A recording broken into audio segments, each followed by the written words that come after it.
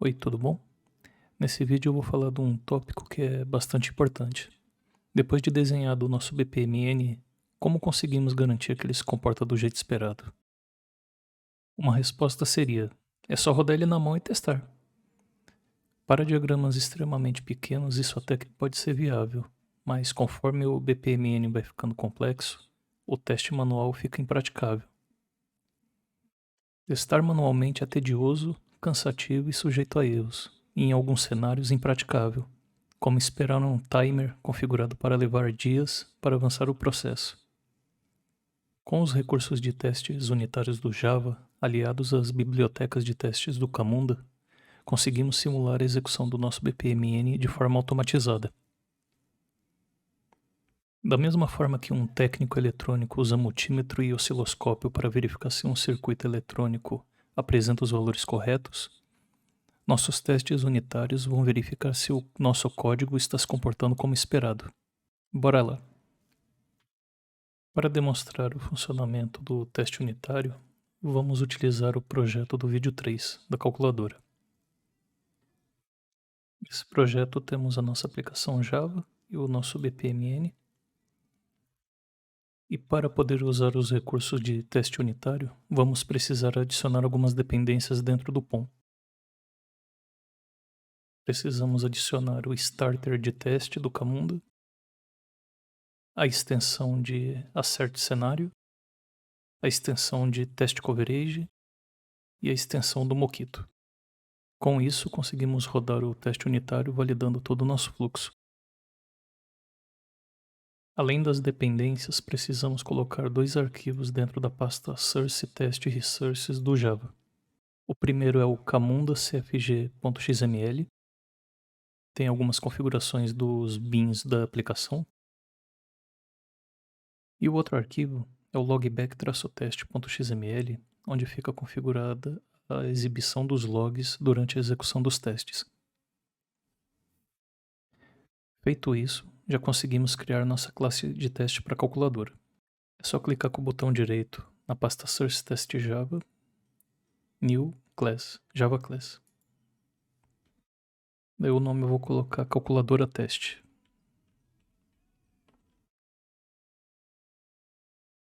Feito isso, agora conseguimos configurar a nossa classe de teste para executar conforme o Camunda espera. Primeiro precisamos adicionar uma anotação de deployment informando o nosso BPMN.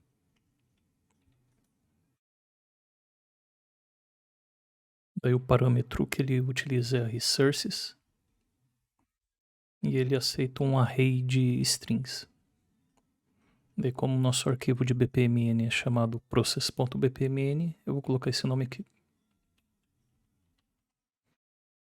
Como estamos utilizando uma extensão de cobertura de teste, vamos adicionar também uma regra que, caso a cobertura de teste não esteja num valor que a gente especificar, o teste falha também. Daí a anotação utilizada é a rule e class rule.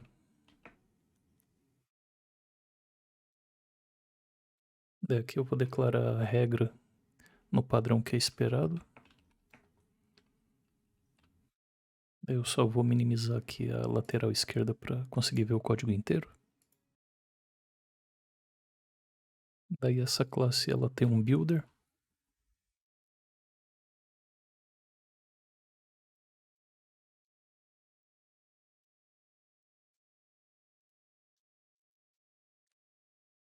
Daí aqui a cobertura mínima eu vou colocar em 50%.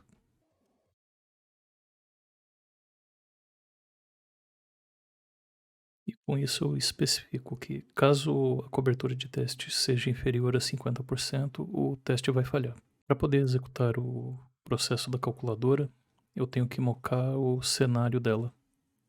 Daí no caso eu uso a notação do Mockito, @mock, e defino um cenário para minha calculadora.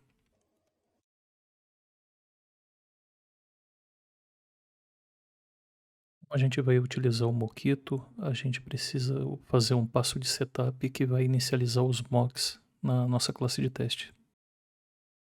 Aí para isso a gente vai utilizar um método anotado com o @before do JUnit.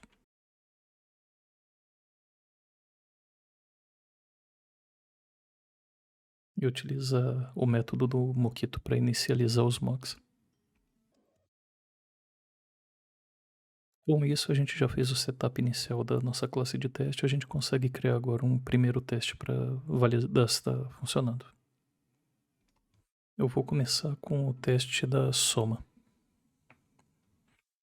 Daí o método de teste é o padrão do JUnit. É um método void que fica anotado com @teste. Eu vou criar um método chamado devSomar com sucesso, que é o nosso caso de teste. Para conseguir executar o nosso cenário do BPMN, a gente precisa usar um método da lib de teste do Camunda, chamado cenário run. Passando o cenário da calculadora que a gente definiu lá em cima. Daí ele tem alguns parâmetros que a gente informa com base no que a gente colocou no nosso BPMN. Que tem o start by key, que é o disparo inicial. Daí o nome que está no BPMN está calculadora. Vou dar um execute. E para conseguir pegar o process instance, eu vou dar um ponto instance, passando o cenário também, que é a calculadora. Feito isso, eu consigo armazenar o retorno disso aqui numa variável. Daí, feito isso, eu já consigo rodar o teste e ver se está funcionando ou não.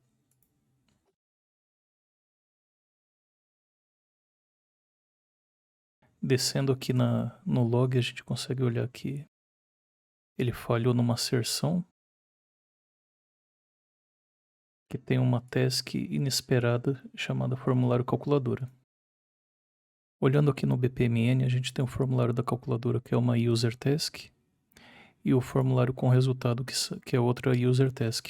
Como a gente está executando o cenário inteiro usando o JUnit, a gente precisa informar a execução do teste que, quando chegar no passo do formulário, tem que preencher com os dados, e quando chegar no passo do resultado, só tem que dar um complete para encerrar o processo. Daí, antes da execução do teste, a gente tem que informar usando a anotação do Mockito, quando a calculadora parar na task de formulário. Daí aqui na listagem do cenário a gente tem todos os eventos possíveis de espera que a gente pode configurar.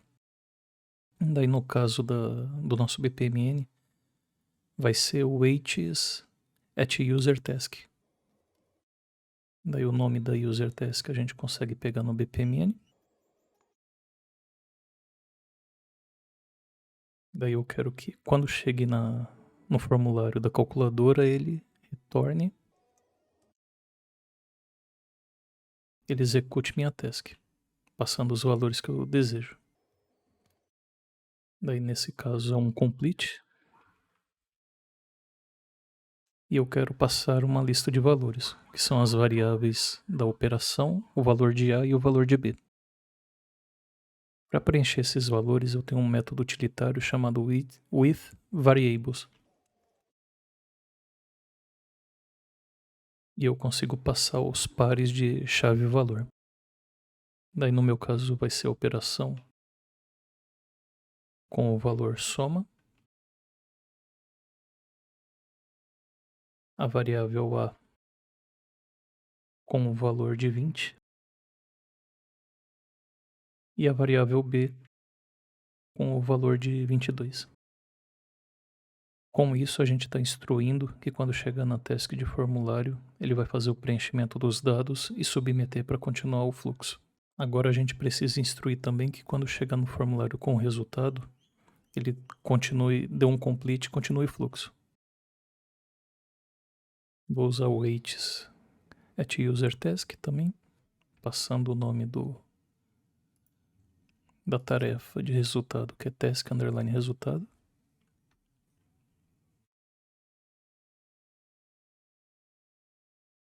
E falando para ele dar um complete.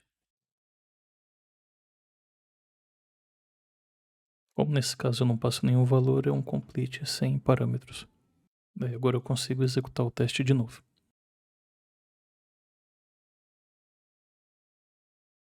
E agora o teste rodou com sucesso. Descendo aqui nos logs, a gente consegue ver todos os passos que foram executados ao longo da execução do teste.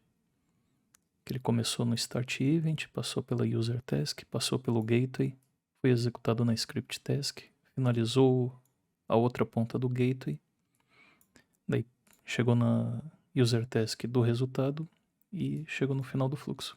Só que nosso teste não está validando nada, não está validando o valor do retorno, que é o que a gente quer saber. Para isso, a gente consegue usar as APIs do Camunda para verificar o valor da variável depois da execução dela. A API que a gente vai usar é a de History. E vamos criar uma pesquisa de variável histórica, que é a nomenclatura que o Camunda usa. Essa query, ela vai procurar pelo process instance, que é a instância que a gente salvou na variável lá em cima. Instance.getID. A variável que a gente quer saber é o variable name, que é resultado. Como só tem uma variável, a gente vai usar o single result. E vamos pegar o valor dela. Daí vamos salvar esse valor também numa outra variável. Essa API do Camunda ela retorna um object. Daí agora vamos ter que fazer a coerção para o valor que a gente quer comparar, que no caso é long. Só que como a engine JavaScript que o Camunda usa trata valores numéricos como valor de ponto flutuante, a gente antes vai ter que fazer um outro passo, que é converter esse objeto para um double e depois disso fazer a coerção para long.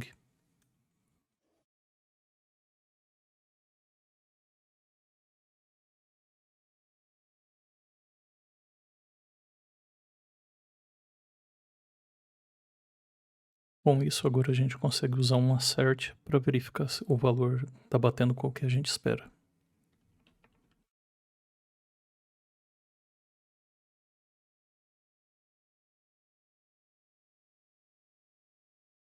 Nesse caso, a gente quer verificar se a soma de 20 mais 22 é igual a 42. Daí vamos executar o teste aqui de novo.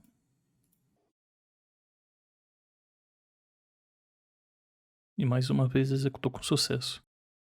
Para garantir que a gente realmente está testando que o valor está batendo, eu vou colocar um valor diferente aqui. E rodar o teste de novo só para validar que realmente ele está comparando.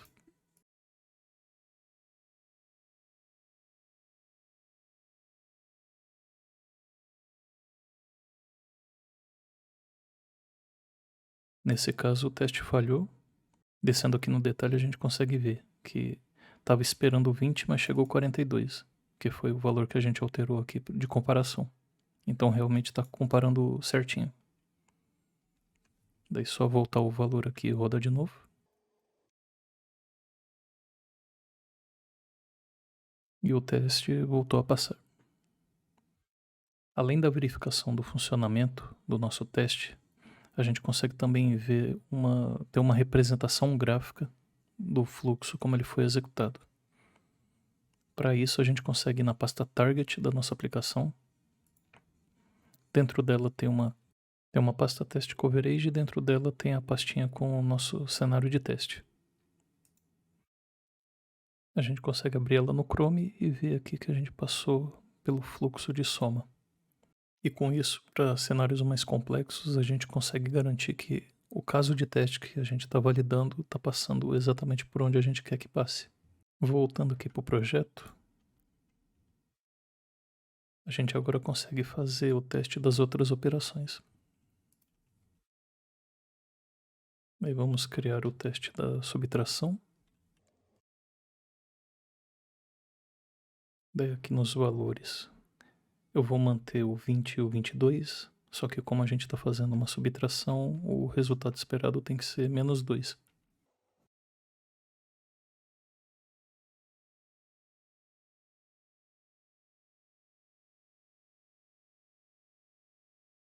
Daí aqui a gente viu que o teste falhou porque aqui na instrução da operação a gente manteve a operação de soma, sendo que a gente quer testar a subtração.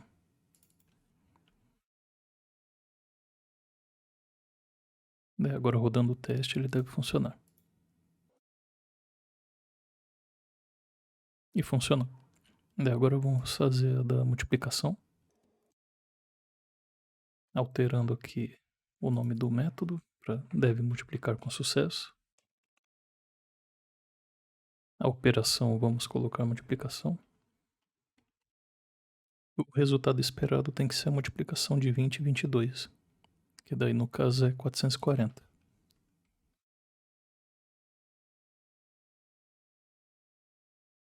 E o teste rodou com sucesso também. E agora das operações só ficou faltando a divisão. Daí vamos mudar aqui o nome do método também. Mudar a operação. E para ficar mais fácil aqui o cálculo que de cabeça eu não sei, vou colocar aqui 20 dividido por 2. E o resultado esperado deve ser 10.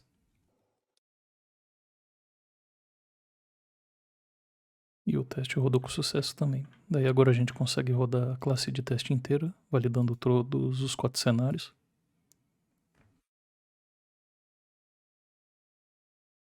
E todos os cenários passaram.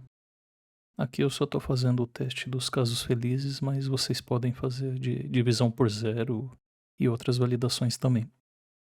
Voltando aqui no relatório de cobertura visual do nosso BPMN, a gente consegue ver que executando todos os testes, a gente conseguiu cobrir todos os cenários do fluxo.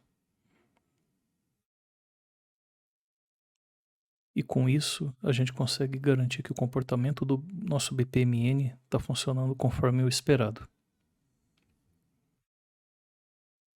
Essa parte de teste unitário no Camunda é bem extensa e tem vários recursos que facilitam muito assim o dia a dia.